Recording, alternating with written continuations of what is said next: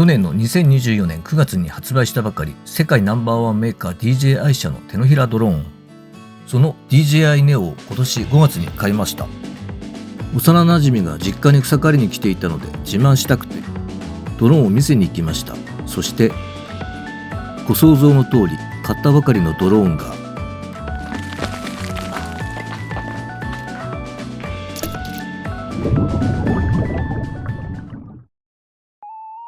こんにちは。ふるさとの風景のフルフです。ここで少しこのドローンについて話します。機種は DJI Neo、ドローン世界シェアナンバーワンの DJI 社の製品です。Neo の機体の幅はわずか16センチしかなく、キャッチコピーはこの手から舞い広がる新たな創造性です。この通り手のひらドローンを象徴しています。そして手のひらがこの動画のキーワードです。重さは航空法適用の 100g 以上になりますが、わずか 135g しかなく非常に軽いです。耐風性能は8メートルとなっていますが、使用してみると風速は4メーターぐらいで操縦アプリから帰還する指示があります。1週間くらい使っていると飛ばせない風の状況が分かってきます。カメラは 4K30fps の動画と1200万画素の写真を撮影できます。そしてカメラはジンバルを備えてブレが少なく、動画の撮影ではホバリングしている時は結構綺麗です。しかし 4K の最大フレームが 30fps のため、機体が動いている時は画質が悪いです。回って撮影したい時などはインテリジェント機能を使うと自動撮影なので回転ブレがなくなり、綺麗な映像になります。注目の価格はアプリ操作、バッテリー1個の機体のみで税込み33,000円です。コントローラーと予備バッテリー2個、充電器追加でプラス24,200円の合計57,200円になるフライモアコンボを自分は買いました。これから33,000円のこの機体に悲劇が起こります。ドローンが離陸します。同時に録画を始めます。ここからこの悲劇をノーカットで流したいと思います。簡単に YS さんの草刈り敷地をくるっと回る予定でした。YS さんの週末の趣味はこの数年敷地の草刈りです。ご覧の通りとても綺麗に刈られています。最初は手持ち肩掛けの草刈り機でやってましたが、敷地が広く今年は大きめの手押しの芝刈り機にしました。まもなく発着地点に戻ります。音声は収録されていませんでした。映像のみです。初めてドローンが目の前で飛ぶのを見た YS さん。2人とも大満足です。携帯が通じないこの地域でほっこりするシーンです。一通り回ったのでいよいよ着陸です。当たり前に地面に着陸させては面白くありません。DJI 社が世界に誇る手のひらドローン Neo です。YS さんの手のひらに着陸させて感動させたい。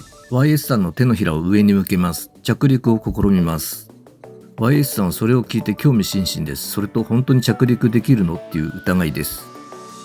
これいくらしたの？本体だけで33,000円。いくよ。えい。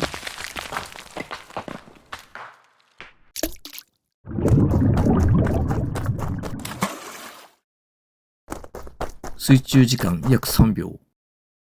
YS さんが川にすぐに降りてドローンを上げてくれました。スローでもう一度。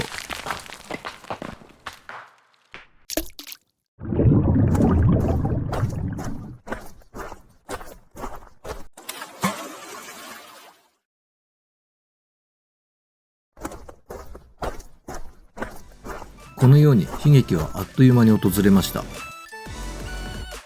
初めての手のひら着陸での出来事でした。ここからは再現部位です。とにかく水分を拭き取ります。車のエアコンを最強にして吹き出し口で乾燥します。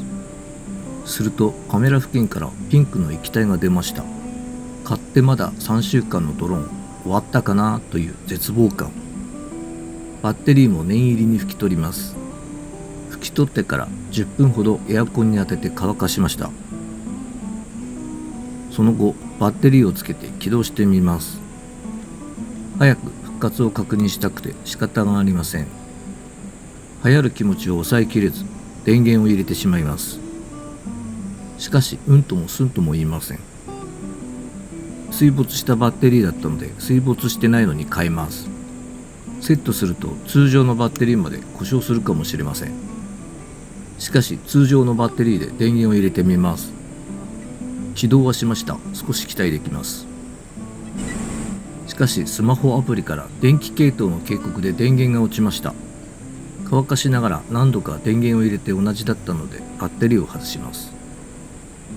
再度乾燥させます。現地では乾燥しきれないので家に持ち帰ります。そしてドライヤーをかけます。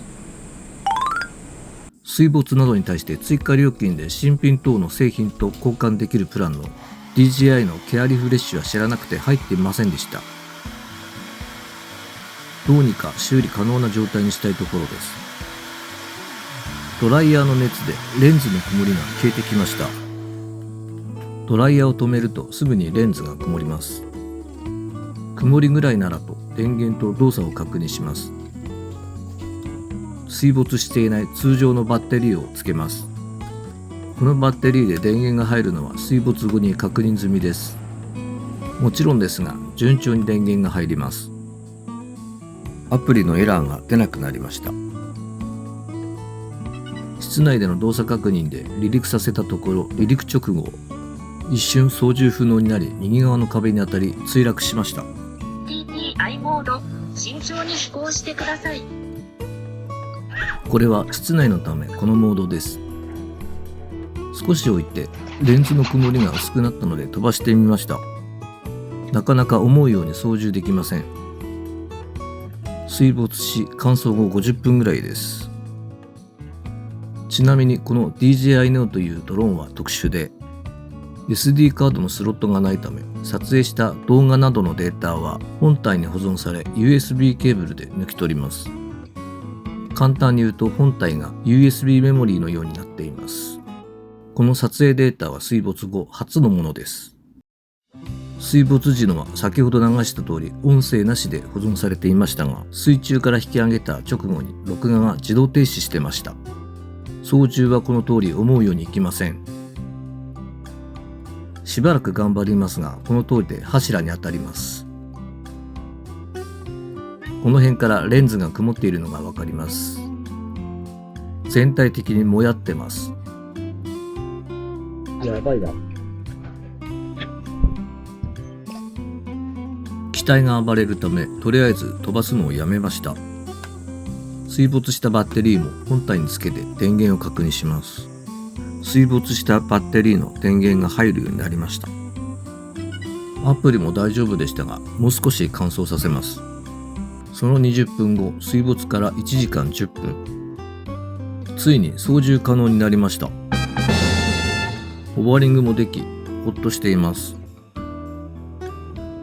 着陸もできた。しかし水没後2時間経ってもレンズは水滴だらけです。びっしりなのに映像はまあまあ撮影できました。2時間の乾燥でこれくらいなのでまた数時間乾燥です。乾燥は少し離れてエアコンの吹き出し口に置きました。我が家のエアコンは水滴が飛びません。水没から5時間半後、なんとレンズの曇りがなくなりました。どうでしょう、見事です。水没後5時間半初の屋外飛行です。屋外なので GPS を感じながら離陸です。屋外のホバリングもできました。操縦性も十分です。少し回ってみます。敷地をくるっと回り帰還してきました。手のひら着陸も難なくできました。それでは心配な曇ったカメラの映像を確認します。どうでしょうか。ただホバリングしていると分かりませんが、回転させると木の上あたりに曇りが見えます。残念。レンズの曇りは消えたはずなのに。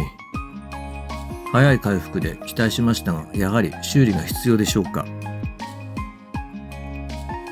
拡大して見てみます。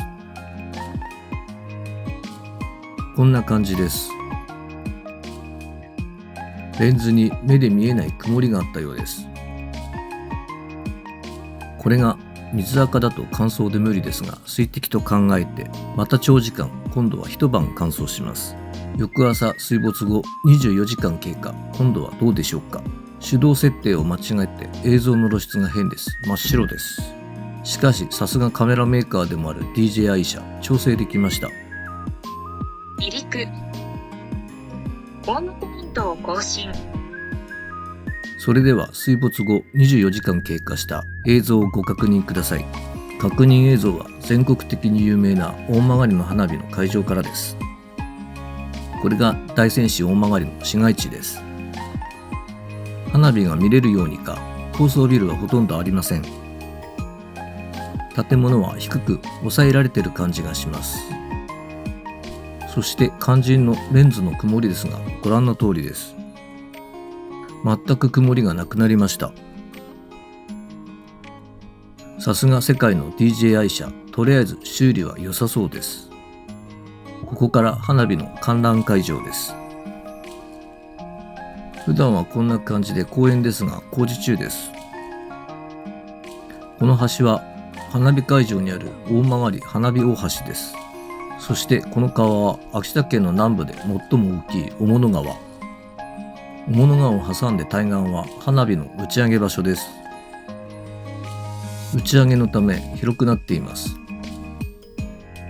カメラ映像は遠くの山まで綺麗に見えます。もやは映っていません。頂上にアンテナ塔がある姫神山もしっかり映ってます。手前の橋は姫神橋です。よく見えます。神宮寺方向です。再び大曲の市街地です。遠くの建物もしっかり見えます。水没ドローンが24時間で完全復活です。しかも川岸を転がって水没したドローンです。破損もせずレンズも割れず復活しました。 DJI Neo 丈夫です。角館中線方向までしっかり見えます。さらに機体を上昇させても大丈夫です。水没で部品の劣化は早まるので、冬季には点検に出す予定です。じゃあ行ってきます。YS さんに復活を教え、手のひら着陸のリベンジをお願いしました。川のそばの例の水没危険箇所ですが、今度は慎重です。川を渡り敷地をくるっと回りました。YS さんがめちゃめちゃ緊張してます。落とさないように川を背にして YS さんがスタンバイ。ドローンが回り込みます。絶対落とさないため両手で待ちます。いいぞ。慎重に行きます。頭せいだか大丈夫だか ?OK そうまだまだ、バック。バックバック。OK。ちょい、左。はい。ちょい、左。はい。ちょい、バック。いいかちょい、バック。はい。着陸。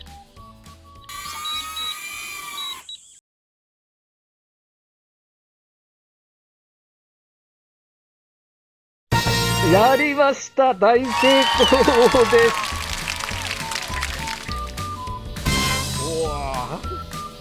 YS さん、しばらく心配をかけてすみませんでした。リベンジ着陸の撮影は水没から1ヶ月以上経ってからでした。やりました。自動着陸成功です。やりました。